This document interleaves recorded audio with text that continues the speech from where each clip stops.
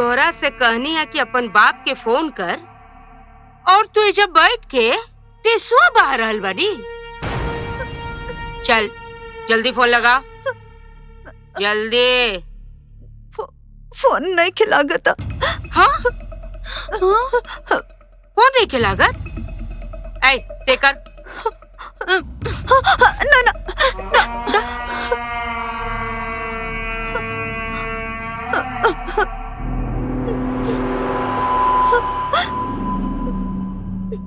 Phone तो लाग गई। हाँ? अब फोन कैसे लाग गई? हमरा से झूठ बोला तारे। तोरी लोला के ना मार के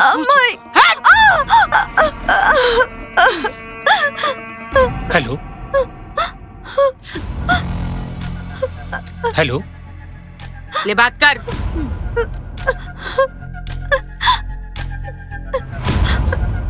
बाबूजी। काबिल बेटी, अरे तू रोवत काहे बड़ू? सब ठीक बना? बाबूजी बतावत काहे नहीं को का भाई? हमर जी घबरा रहल बा। रोवत काहे बड़ू? सब ठीक बना? ए बुढ़वा, अगर अपन बेटी के सही सलामत देखल चाहता रहा ना, तो काल सवेरे इजा आ जा। का भाई? का भइल का ना भइल वो हम बाद में बताई। बस इतना समझ कि तोर बेटी के जीवन मरण के सवाल बा। फोन रख, तोर आवाज से हमर कान दुखाता।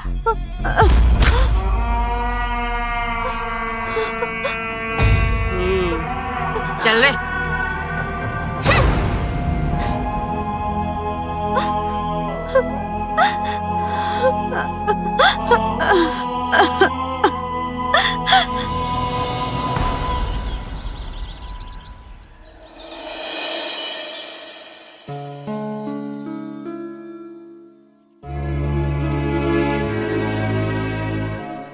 बेटी बेटी बेटी,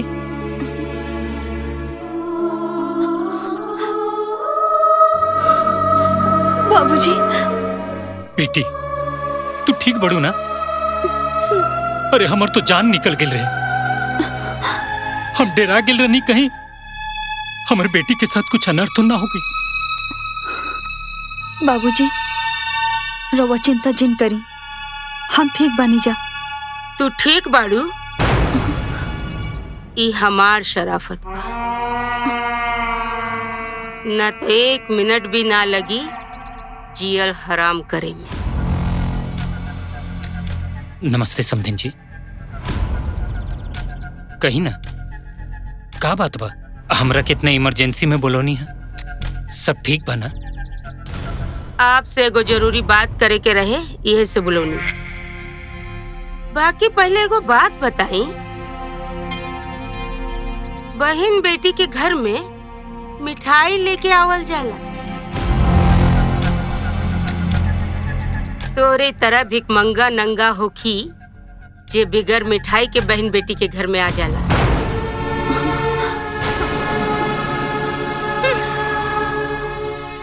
छे, पता ना कौन भिकमंगा से रिश्ता जोड़ लेनी। समधिन जी हम घबरा गेल रहनी। हमरा लगल कि हमर बेटी के साथ कुछ अनर्थ तो ना हो गई। यही से जल्दीबाजी में ऐजा आ गई नहीं। बाकी हमरा अच्छा से अपन बहन बेटी के मान रखे आवेला। रवा कहीं तो हम अभी बाजार से जाके मिठाई लेके आओ तनी। बोलला के बाद आंख में सुरमा मत लगावा, रहे दा। तोरे तरह भिकमंगा नहीं खी हम। आवा, तोरा से जरूरी बात करे के बा।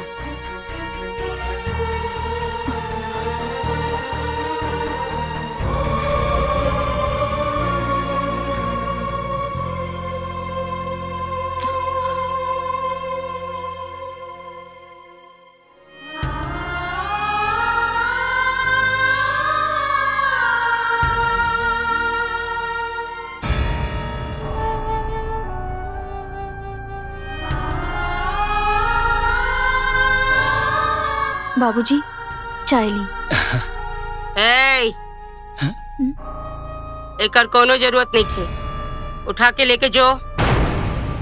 पहले हम इनकरा से अपन काम के बात करब, ओकरे बाद चाय नाश्ता करही अपन बाप के। उठाओ।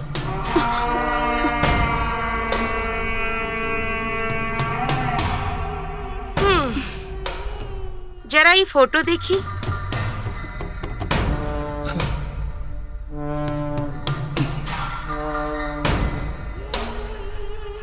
ई लड़की के है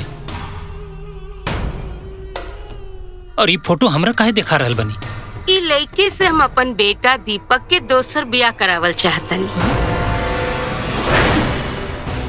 10 लाख रुपया दहेज में देवे खातिर तैयार बा लोग।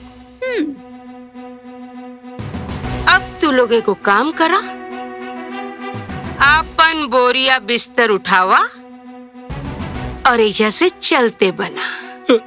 समधिन जी, ई का बोला तनी? हाँ? कान में कोनो दिक्कत बा का? सुनाई नहीं के देत? हम अपन बेटा के शादी करावल चाहतनी। समधिन जी, ऐसा मत करी, हमर बेटी की जिंदगी बर्बाद हो जाई। कितना मुश्किल से पाई पाई जोड़ के हम अपन बेटी के हाथ पीला केले बनी। अगर रउआ ओकरा के घर से निकाल दे तो हम कहीं मुंह दिखावे लायक ना रह जाए। लोग ओकरा पे कीचड़ उछाली, तरह तरह के लांछन लगाई, हमर बेटी में नुक्स निकाले लगी हसन। हम सहन ना कर पाए समधिन जी। अरे तो हम का करी? और हमरे सामने ऐसा भिखारी की तरह मत गिड़गिड़ावा। देखा बात तो साफ बा, अगर समाज में अपन इज्जत बचावे के बा तो जोन 10 लाख दहेज में मिले वाला बा वो तू दे दा, तो हम अपन बेटा के शादी भी ना कराई और तोहर बेटी के महारानी बना के रखब। पर इतना पैसा हम कहाँ से इंतजाम कर पाई? 2 साल पहले तो 10 लाख रुपया दहेज देनी है और 5 लाख रुपया के सामान। भीख मांगा, चोरी करा, डकैती डाला, मगर हमके 10 लाख रुपया दहेज के चाहिए, वरना तोहर बेटी की जियल मुहाल कर दे।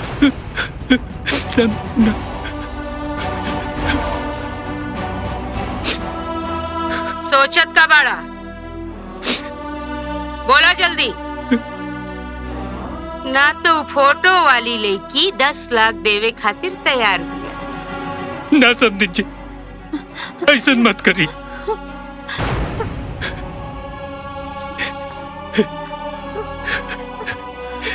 हम पैसे के इंतजाम करो। शाबाश। अरे हम जानत रहनी समधी जी कि रउआ अपन बाप होके के फर्ज जरूर निभाई। बहुरानी, चाय नाश्ता करावा अपन बाबूजी के। हाँ? बाकी समझी जी, 15 दिन में पैसा के इंतजाम हो जाए कि चाहिए।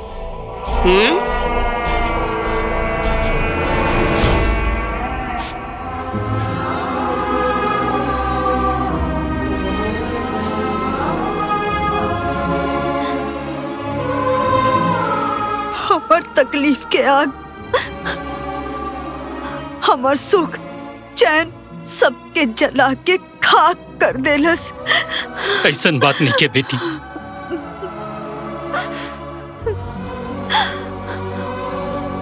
कबो कबो बाप के कर्म के सजा औलाद के भी भुगते पड़ेला बेटी। तू हमार चिंता मत कर बेटी, हम अपन सुख चैन बेच के भी तुर जीवन में खुशी के सितारा भर दे। कहे कि तू हमार बेटी ना, लाडली हो लाडली। हम तोरा के तकलीफ में ना देख सके नी बेटा। अरे तोर घर बसावे खातिर दहेज तो का हम अपन खून के कतरा कतरा बहा सकेनी। तू बिल्कुल चिंता मत करिए बेटा, हम पैसा के इंतजाम कर लें। पर तू अपन ख्याल रखिए बेटा।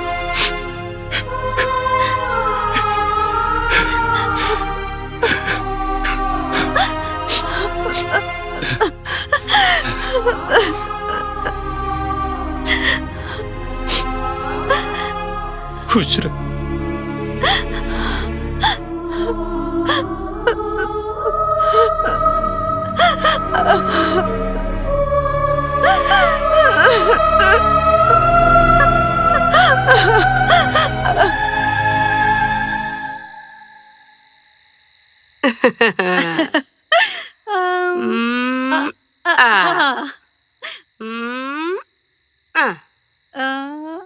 अरे बच गई नी। ए माई तोके का लगा था तू अपन चाल में सफल हो पाईबू? अरे बस एगो छक्का जीत जाए।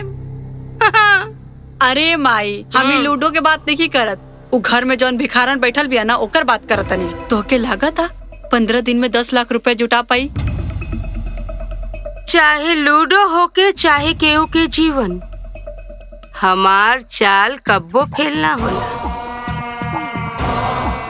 और रहल बात उ भिखारन के, तो ओकर बाप के अगर अपन बेटी के घर बचावे के बा तो दहेज के इंतजाम तो करे ही के पड़ी ना। तो जैसे पहलकी के रास्ते से हटौनी हा वैसे एकरो के निपटा दे, और ना तो हम अपन बेटा के तेसर बियाह करा दे। माई पहलकी के तो खूब लूटलू, जब भिखारिन हो गई तो करा के जला के मुआ दिहलू। अब तो के लागत अब तू ऐसे निपट पाईबू? चुप, अपन भांडा आपे ही फोड़ दे।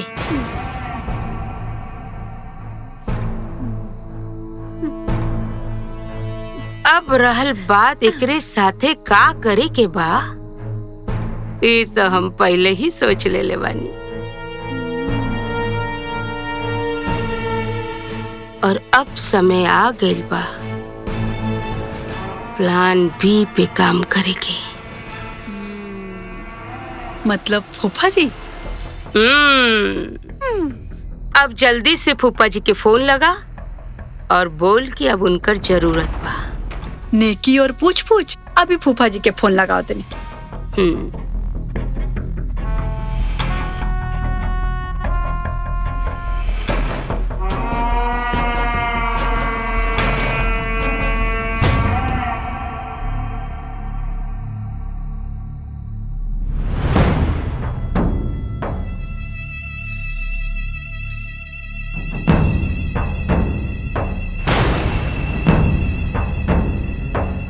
साले हरामजादी उल्टा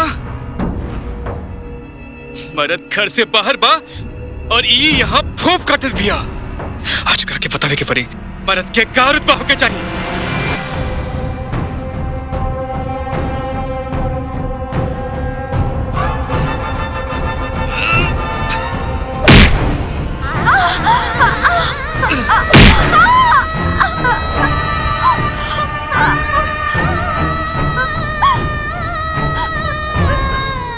जी वो काहे हमके मारा तानी? हमसे का गलती हो गई? का गलती हो गई? हाँ? जबले हम घर पे नहानी तो सूत कैसे के रे? हाँ? तोड़ा के 50 बार कहले बानी, जबले हम घर पे नहाई तो हमने इंतजार कर रहा कुर्ता बाबा। जबले हम खाना खाए हम सुतब तब सुतिया। जी हमरा और इंतजार ही करत रहनी, लेकिन काम करत करत थकान के कारण सोत गई नहीं गलती से। अगली बार से ना हुई। चुप! माफ करती तोरा के माफी ना मिली, अब तोरा के सजा मिली। सजा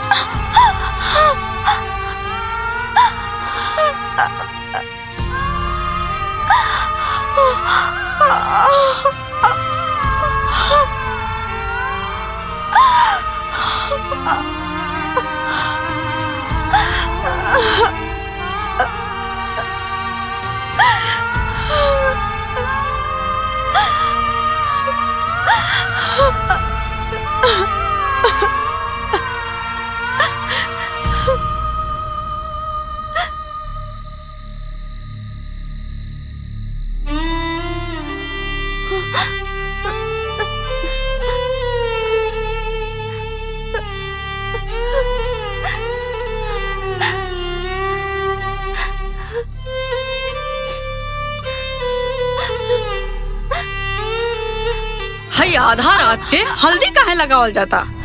हाँ? हमनी के सुतला के बाद कुछ छान बगार के खाए के मन बका? हमके दर्द हो रहल बा, ऐसे लगा रहल बानी लेप। अच्छा, खाए ला लाइन ला और बाटे खाती मिठाई, तरकारी में डाले खाती हल्दी नहीं खे और जखन पे लगाओ तरो। अगर इतने दर्द होता तो अपन बाप से कह दा, जाके इलाज करा देस। हाँ?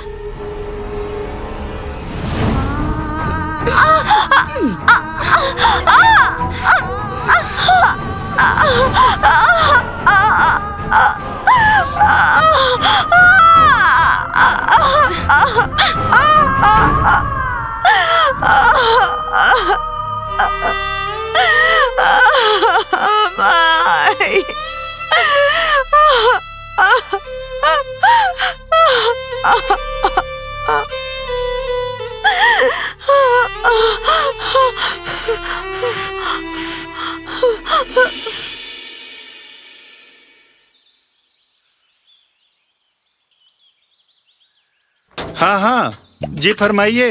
अरे मैं वकील हजारी प्रसाद द्विवेदी बोला तानी। हाँ अरे यार 1 मिनट रुको। हाँ नहीं तुमको नहीं बोल रहा हूँ। हाँ बोलो। हाँ अरे तुम्हारा काम हो जाएगा, मैं तुम्हारा केस लड़ूंगा और जीतूंगा भी, लेकिन ओकरे पहले 1.5 लाख रुपया हमारे अकाउंट में आ जाए के चाहिए। हाँ अरे भाई 1 मिनट। हाँ तो मैं क्या बोल रहा था कि 1.5 लाख रुपया आ जाए तो केस जरूर जीतब का। बकरी का अंडा? अरे भूतनी के तोहरा के हम बकरी का अंडा ढूंढे वाला वकील लौकता नहीं। अरे रख फोन। अरे देख तोर अंडा हम ऐसा फोड़ब ना कि जिंदगी भर अपन अंडा ढूंढते रह जाबे। हाँ रख। अरे भाई हम श्राद्ध करावे वाला पंडित ना, अरे भाई हम वकील बोला तानी, कौनो श्राद्ध करावे वाला पंडित ना। रखा फोन। प्रणाम फूफा जी। खुश रह। का बात बा फोन पे फोन आवता? भौजी प्रणाम। खुश रही, बैठी। अरे का बताए बिटिया, 25 लाख रुपया देके एगो वकील का चैम्बर लेनी, लेकिन आज तक एको केस ना भेटाइल। और ऊपर से फोन पे फोन आवता, कबो बकरी का अंडा का तो कबो श्राद्ध करावे वाले का। अरे फूफा जी, रौरा जैसन तेज तरह वकील के केस लिखे मिलत, ये तो ताजुब के बात बा। अरे जाय दी केस वेस के बाद, रउआ तो हमार केस सॉल्व करी। फीस जितना मांगे उतना मिली। अरे भौजी यही खातिर तो सब कुछ छोड़ के रउआ लगे आयल बानी। बतावा ना का समस्या बा।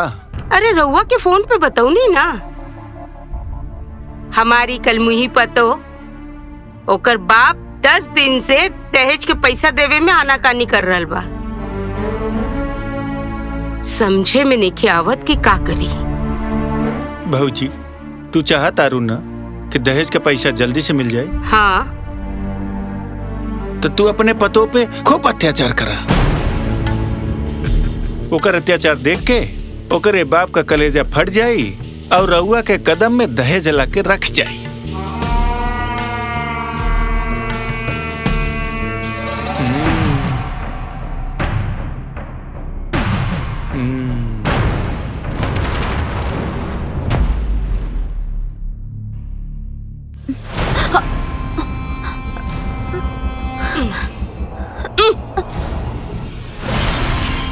सुन, तोरा के खाना चाहिए? हाँ माई।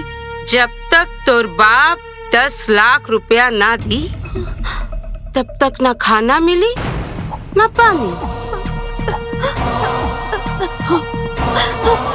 2 रोटी दे दो माई, 2 रोटी दे दो, बहुत भूख लागल बा।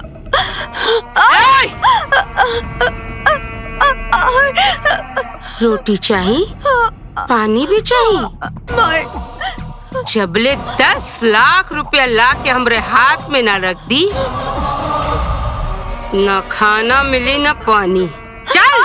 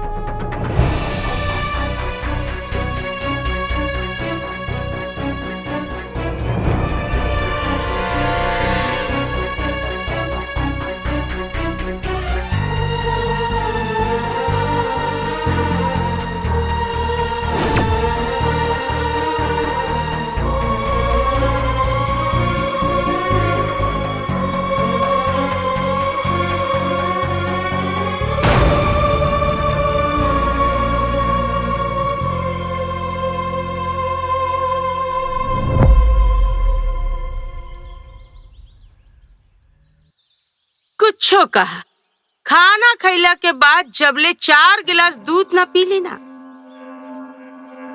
मिजाज एकदम छनछना जाला। ठीक कहा तारू। ऐसे हमारा खैले के बाद जब तक 2-4 गो सेब ना खाई ले, हमारो खाना हजम ना होला। यही से हम अपने घर के फ्रिज में फल फ्रूट भर के रखे नी। बढ़िया।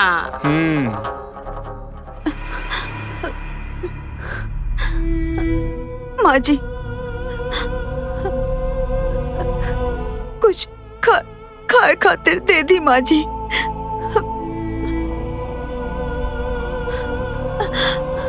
दो दिन से हम कुछ नहीं की खैनी है।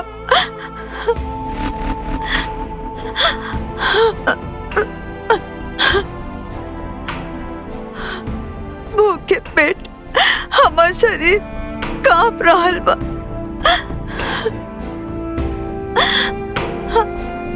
हाथ जोड़ा तानी माँ जी, कुछ दे दी खाए खातिर, ना तो हम मर जाए। अच्छा, तोरा के बहुत भूख लागल बा और तू मर जीबू।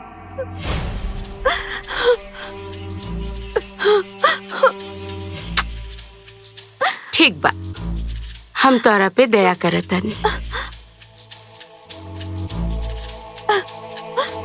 और तू लोग के का ख्याल बा? हाँ माई, दे दे एक टाइम के खाना। ठीक बा, ले दूध डाल दे।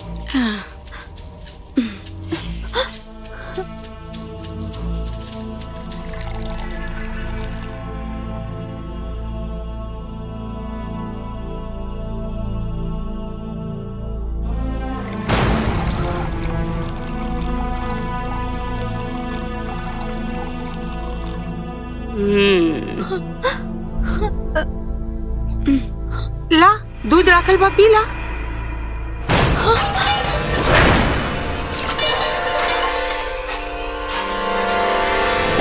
जबले तोर बाप वादा के मुताबिक 10 लाख रुपया ना दी ना, तू बिगर खैले मर जो, हमरा के कौनो फर्क ना पड़ी।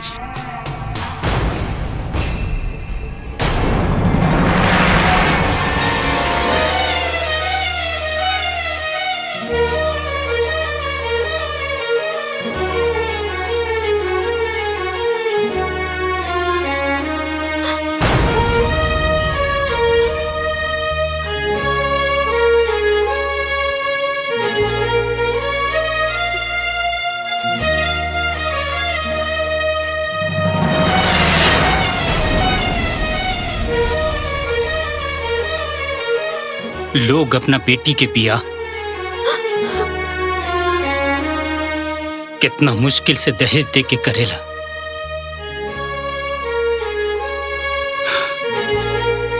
काहे कि एगो बाप खातिर धन दौलत से ज्यादा बेटी जरूरी होली।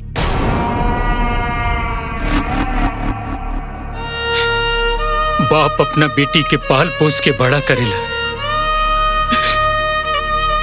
सीना से लगा के रखेला, काहे कि बाप खातिर बेटी गुरूर होली।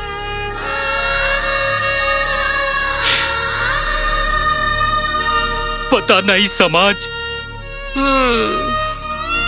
काहे ही नियम बनोले बाकी बेटी पराया धन होली, ओकरा शादी करके दूसरा के घर जाए पड़ेला। काश जौना नाच से बाप बेटी के पाल पोस के बड़ा करेला, वही नाच से जिंदगी भर ओकरा के घर में बिठा के रखी। हम अपना बेटी के खुशी के खातिर एक बार ना रउआ के 2 बार तहेज दे देनी। हमरा उम्मीद बाकी हमर लाडली बिटिया के ऊपर अब कोनो जुर्म ना होखी। दहेज ते तू दे दिला, खुशी की बात बा। लेकिन ये जवन सामान देले रहला, फ्रिज, टीवी, कपाट, सोफा, ये सब भी पुरान हो गइल बा। ऐसन करा इहू के नया दे दा। ये तो एकदम में सही बात कह रहा बड़ा। अरे समधी जी बड़ा अच्छा इंसान होवन, सब दे दी हन। का समधी जी देव ना? दे देबा ना? ठीक बा। भगवान ऐसन समधी जी हर बेटा के माई के देवे।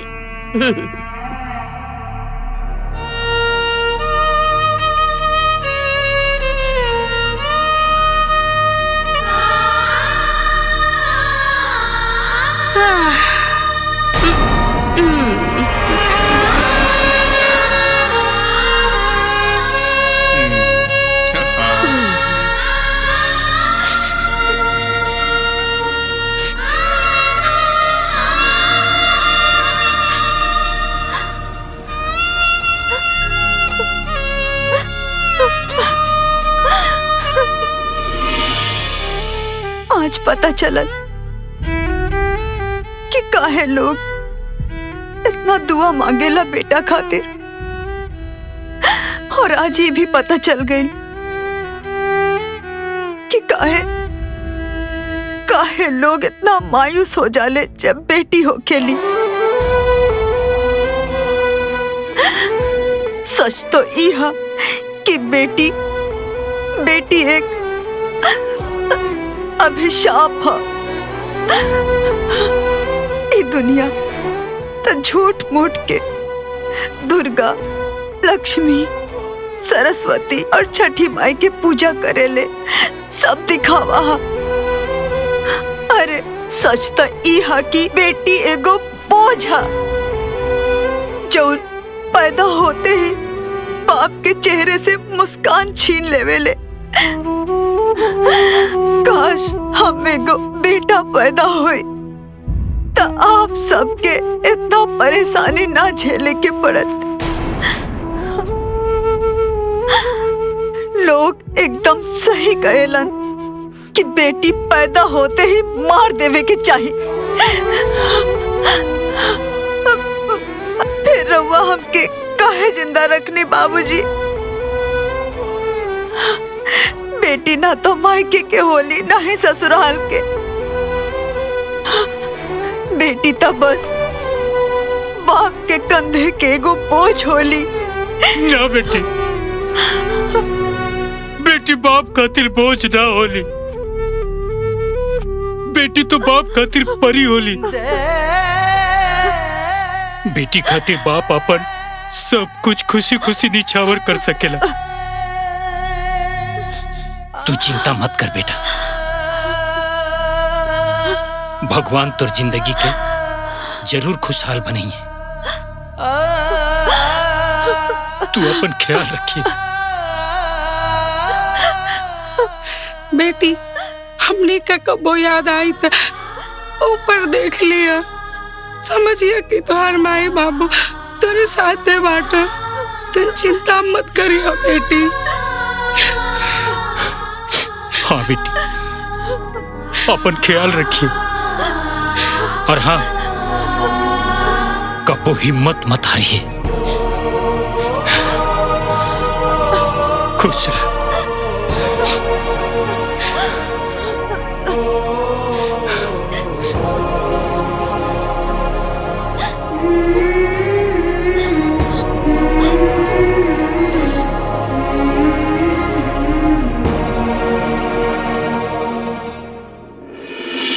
अगर भगवान हमरा के 2-4 गो बेटा और दे तो दहेज के पैसा उसूलत उसूलत तबले हम करोड़पति हो जाती। खैर जायदा। ए दीपक, जाई पैसा हमरे खाता में जमा करा दा। माई हम तो से कहले रहनी है ना कि हमके भी पैसा चाहिए, काहे कि हमके कुछ सामान लेवे के बा। ठीक बा, जब जरूरत होगी तो मिल जाई। हाँ अब जब पैसा आए गए बा भौजी तो हमें काहे बुलाए गेलू? अरे पूरा काम धंधा छोड़ के हम यहाँ बैठल बानी, बस 1 लाख रुपया की जरूरत बा, हमार काम हो जाई। हाँ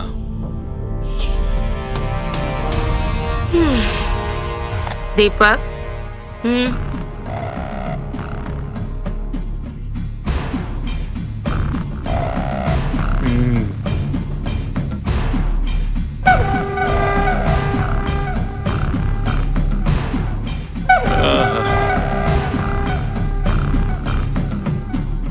वैसे भौजी तुहार दिल ना बहुत बड़ा बा। हमार मन करेला दिन रात बस तुहार गुणगान करत रही।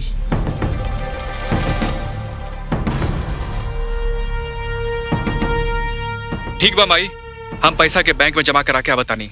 अच्छा।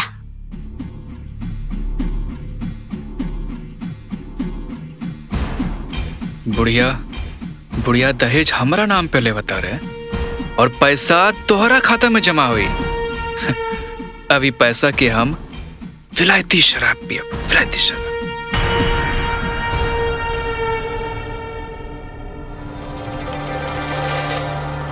भाईजी, वो बुढ़वा से तो पैसा उसूल लेनी जा, बाकी आगे के का प्लान बा? अरे भौजी, बौरिया के पिताजी के तो दहेज ले लेके एकदम मुर्गी जैसन छील दिहल गइल बा। अब छूसल गुठली आम जैसन हो गइल बिया।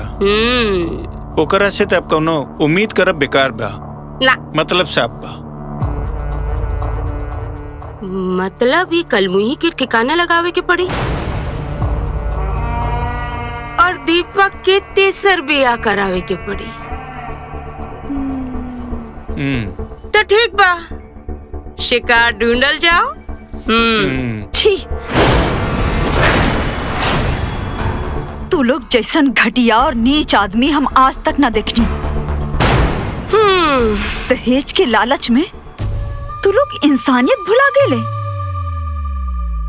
लेकिन अब तू लोगन के घटिया हरकत और घटिया मकसद हमके सब कुछ पता चल गइल बा और अब हम तू लोग के ना छोड़ब। इका बकवास है रे? बकवास नहीं करता नहीं। हम दहेज के लालच में आके पहला पतोह के तो तू निगल ले लू और यह लालच में अब हमार बाबूजी भी तकलीफ में बानी। अब हम तू लोग के ना छोड़ब। तू लोग की घटिया चेहरा हम पूरा दुनिया के बताई। और अम्मा जी, राउर पाप के घड़ा भर चुकल बा। अब हम चीख चीख के ही बताई कि औरत के भेष में तू एगो नागिन बाड़ी।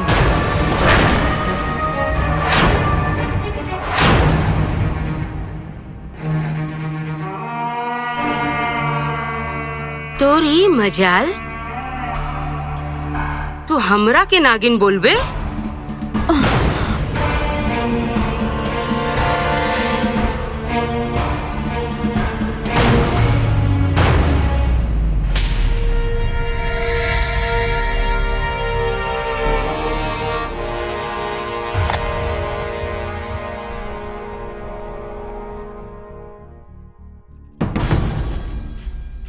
का भइल माई? भाभी हमने के मारे से पहले ही मर गई का? हाँ?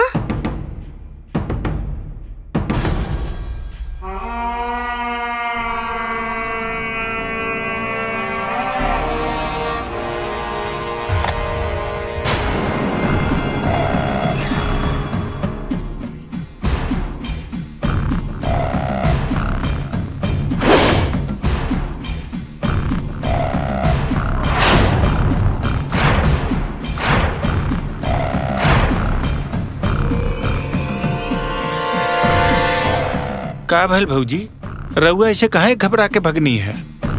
ऐसे जैसे राउर पतोहिया मर के भूत बन गई बिया। हाँ माई, का भाई बोला ना। निर्मला के पाँव भारी बा, उ माई बने वाली बाड़ी। माई फिर का करल जी? भाभी के जब तक बच्चा ना होई तब तक हमनी के ना मार सके नहीं जा। ओकर नौबती हम ना आवे दे। उ अपन बच्चा जनी और हमरे घर के कब्जा करी, उससे पहले ही हम ओकरा के परलोकवासी बना दे।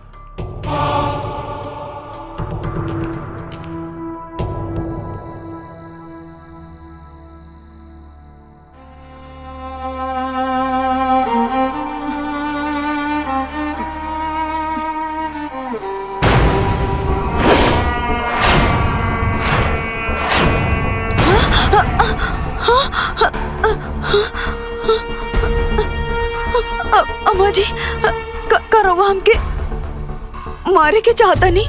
ना ना ना ना ना ना, हम तोरा के मारे नहीं खिंचाहता रे। बाकी वो कहा है ना, धरती पे तो समय पूरा हो गइल बा। अब सीधा ऊपर जो और जाके आराम कर। ना अम्मा जी, हमार पेट में राउर पोता पल रहल बा, घर के वारिस पल रहल बा। हमके मत मारी, कम से कम अपन पोता के लाज रखी अम्मा जी। हे! ना हमरा के तोर कोनो पोता होता चाहिए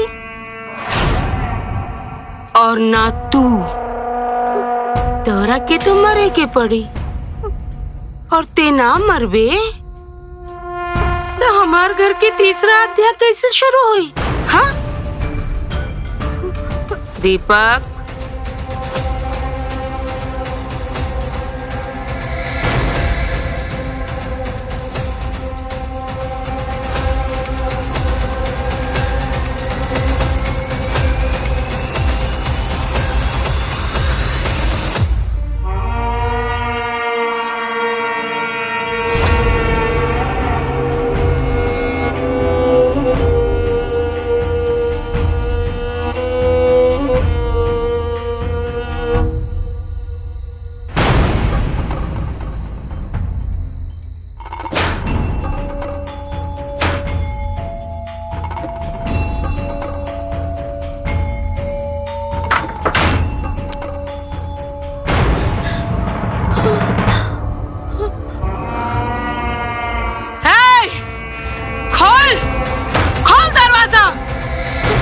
खुलबे की ना?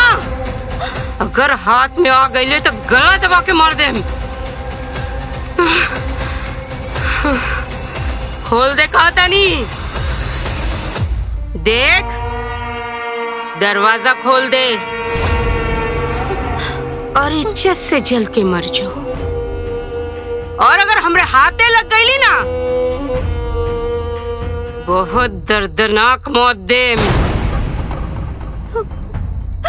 खोल।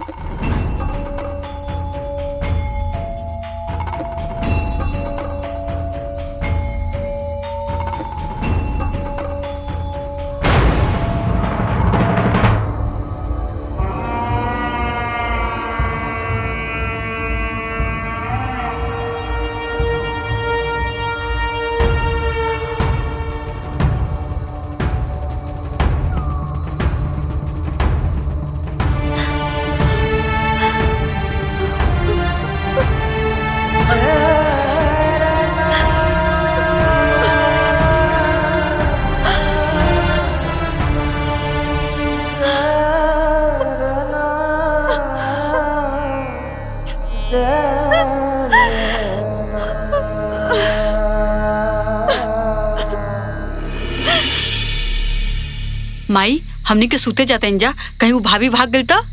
अरे वो कैसे भागी? तोर फुप्पा जी पहरा पे बैठल बाड़े ना, ऐसे कैसे चल जाई?